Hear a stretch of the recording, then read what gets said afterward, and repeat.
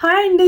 అందరూ బాగుండాలని కోరుకుంటూ థంబ్‌నెయిల్ చూసారు కదా! అమెరికాలో F1 స్టూడెంట్స్ వీసా రీవోక్ ఎందుకు? దానికి కారణాలేంటి? ఈ విషయం గురించి క్లుప్తంగా మాట్లాడుకునే ముందు ఒక చిన్న రిక్వెస్ట్ అండి. మీరు ఈ వీడియో చూస్తుంటే గనక దయచేసి ఒక లైక్ చేయండి, షేర్ చేయండి. తప్పకుండా సబ్స్క్రైబ్ అయితే చేసుకోండి. ఇప్పుడు అసలు విషయం గురించి మాట్లాడుకుందాం. చాలామంది ఇంటర్నేషనల్ స్టూడెంట్స్‌కి ఆల్ ఆఫ్ సడెను మీ F1 వీసా రీవోక్ అయిందని మెయిల్ వస్తుంది. ఇప్పటి వరకు దాదాపుగా 300 మందికి ఈ వీసా రీవోక్ అయినట్టు మెయిల్ వచ్చింది. ఇది ఈ రోజు ఈ మెయిల్స్ రావట్లేదండి. మార్చి 25 నుంచి ఇలా కొంతమంది స్టూడెంట్స్‌కి, ఇంటర్నేషనల్ స్టూడెంట్స్‌కి మెయిల్స్ వస్తున్నాయి. ఒకవేళ ఇలా మెయిల్ వస్తే వీసా రీవోక్ అయినట్టు వాళ్ళు ఇమ్మీడియేట్‌గా అమెరికాను వదిలిపెట్టి వెళ్ళిపోవాల్సి ఉంటుంది. అలా వెళ్ళకపోతే ఐస్ వాళ్ళు పట్టుకొని మరీ డిపోర్ట్ చేస్తారు.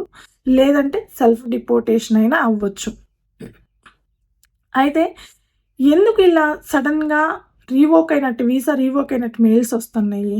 దానికి కారణం ఏంటి అంటే, ఇంటర్నేషనల్ స్టూడెంట్స్‌లో కొంతమంది ఇల్లీగల్‌గా యాంటీ నేషనల్ యాక్టివిటీస్‌కి సపోర్ట్ చేస్తూ, లేకపోతే వాటిల్లో పార్టిసిపేట్ చేస్తూ, యాం క్యాంపస్ యాక్టివిజం లాంటి వాటిల్లో పార్టిసిపేట్ చేస్తూ, అంటే క్యాంపస్‌లో, యూనివర్సిటీలో జరిగే ధర్నాల్లో పార్టిసిపేట్ చేయడం ఇలాంటివన్నమాట. ఇలాంటి వాటిల్లో పార్టిసిపేట్ చేస్తూ సోషల్ మీడియాలో వీటి గురించి పోస్టులు పెట్టడము, లేదంటే వాటి గురించి లైక్ చేస్తూ కామెంట్ చేయడము, లేకపోతే వాటికి సపోర్ట్ చేయడము. అంటే చిన్న ఎగ్జాంపుల్ చెప్తానండి. ఎక్కడో 2 దేశాల మధ్య వార్ జరిగింది. దానికి సంబంధించిన వాళ్ళు ఇక్కడ యూనివర్సిటీల్లో ధర్నాలు చేస్తున్నారు. అలాంటి వాటిల్లో పార్టిసిపేట్ చేయడం, వాటిని లైక్ చేయడము, లేదంటే వాటిని షేర్ చేయడం అలాంటి వాటిని, లేదంటే అట్లాంటి వాళ్ళకి సపోర్ట్ చేస్తూ కామెంట్స్ పాస్ చేయడము, వాటిని షేర్ చేయడము. అంటే అమెరికాకి ఎలాంటి సంబంధం లేదు. కానీ అమెరికాలో వాళ్ళు చేస్తుంది. సో, ఇలాంటి యాంటీ నేషనల్ యాక్టివిటీస్ చేసినా, లేదంటే డ్రంక్ అండ్ డ్రైవ్ కేస్‌లో దొరికినా, లేదు హిట్ అండ్ రన్ కేస్‌లో దొరికినా, లేదంటే ఇల్లీగల్‌గా పార్ట్ టైమ్ జాబ్స్ చేస్తూ దొరికినా, అలాంటి వాళ్ళందరికీ వాళ్ళ F1 వీసా రీవోక్ చేస్తున్నట్టుగా మెయిల్ పంపిస్తున్నారు. అంటే బేసిక్‌గా అమెరికన్ గవర్నమెంట్‌కి వ్యతిరేకంగా గానీ, అమెరికాకి వ్యతిరేకంగా గానీ, అమెరికన్ పాలిసీస్‌కి వ్యతిరేకంగా గానీ, లేదంటే అమెరికన్ ఇమిగ్రేషన్ రూల్స్‌ని పాటించకుండా గానీ ఉంటే కనుక, అలాంటి వాళ్ళందరికీ వాళ్ళ వీసా రీవోక్ అయినట్టు మెయిల్ వస్తుందనమాట. అసలు ఎవరు ఈ మెయిల్స్ పంపిస్తున్నారు అనంటే, department of states. Department of states and bureau of consular affairs of visa offices. వీళ్ళు ఎవరైతే దొరికారో వాళ్ళందరికీ వాళ్ళ వీసా రీవోక్ అయినట్టుగా మెయిల్స్ పంపిస్తున్నారు. ఈ మెయిల్ ఎలా పంపిస్తున్నారు, వాళ్ళ వీసా ఎలా రీవోక్ చేస్తున్నారు అనంటే 221I ప్రకారం. 221I అంటే డివైఎస్ వాళ్ళకి వీసా రీవోక్ చేసే అధికారాన్ని ఇస్తుంది 221I యాక్ట్. అంటే 221 జీనో, 221 ఎఫ్ఓ అయితే కనుక మనకి యూజువల్‌గా వింటుంటాం. H1B వాళ్ళు రిక్వెస్ట్ ఫర్ ఎవిడెన్స్ కోసం ఇస్తూ ఉంటారు వీసా ఇంటర్వ్యూకి వెళ్ళినప్పుడు.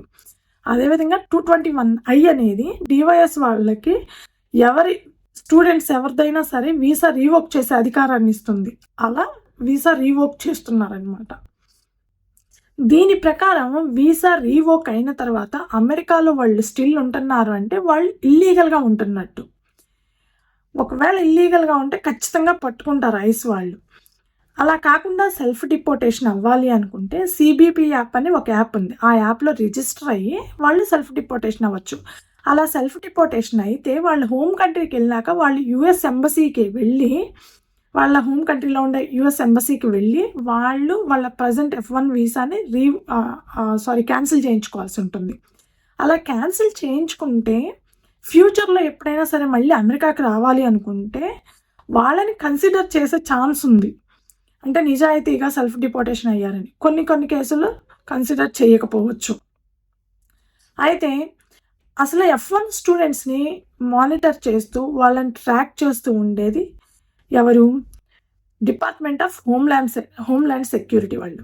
అంటే DHS. వీళ్ళు DHS డిపార్ట్మెంట్ ఎప్పుడు F1 స్టూడెంట్స్‌ని మానిటర్ చేస్తూ, వాళ్ళని ట్రాక్ చేస్తూ, వాళ్ళు ఏం చేస్తున్నారని చెక్ చేస్తూ ఉంటుంటారు. అయితే డిహెచ్ఎస్ వాళ్ళు కూడా సెవీస్ అనే ఒక వెబ్ బేస్డ్ ఇన్ఫో సిస్టమ్ని ఒకదాన్ని ఫాలో అవుతుంటారు.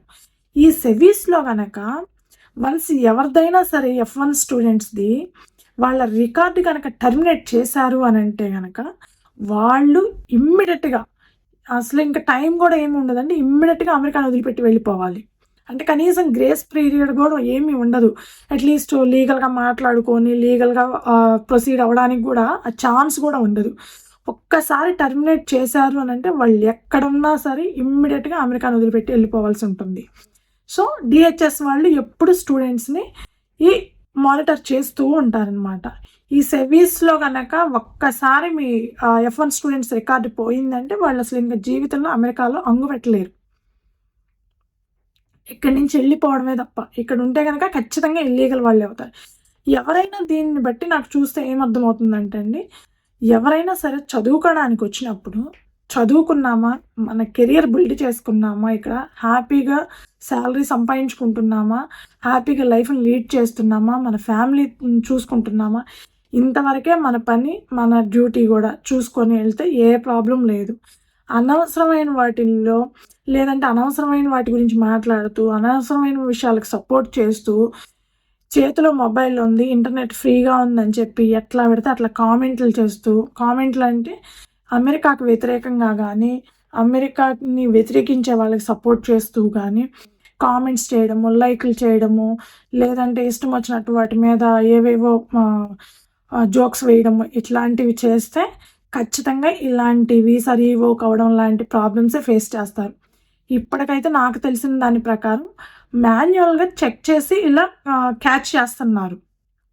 క్యాచ్ అండ్ రీవోక్ అని ఒక చిన్న కాన్సెప్ట్ లాగా అట్లా చేస్తున్నారు. ఒకవేళ ఇప్పుడున్న ప్రజెంట్ సిచ్యువేషన్లో టెక్నాలజీస్ని యూజ్ చేసి, అంటే ఏఐ లాంటి టెక్నాలజీని యూజ్ చేస్తే సోషల్ మీడియా అయినా మామూలుగానైనా పట్టుకోవడం చాలా అంటే చాలా ఈజీ. ఒక్కసారి అలా ట్రై చేశారంటే చాలామంది దొరికే ఛాన్స్ ఉంది.